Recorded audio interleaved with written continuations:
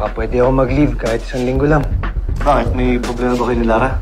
Wala pa siyang sinasabi, pero base sa na-observe ako nitong mga nagdaang araw, mukhang magkakaanak na kami. Buti si Lara! Anak ba? Sana nga.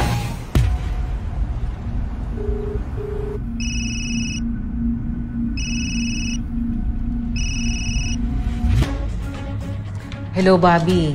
Di ba sabi ko, magpahinga ka muna? Ninang, nandito ako sa Rural Bank of San Isidro. Mukhang hold upin tong bangko. Ano? Huwag ka magpapakabayani dyan, Bobby. Hello, Bobby. Hello. Eh, ma'am. Kuya, nasa isusi ng locker. Nasa kasama ko po, nasa CR. Kuya?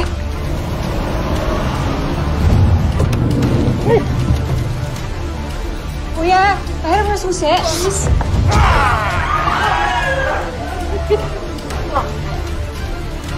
Kahit naman mga repagin!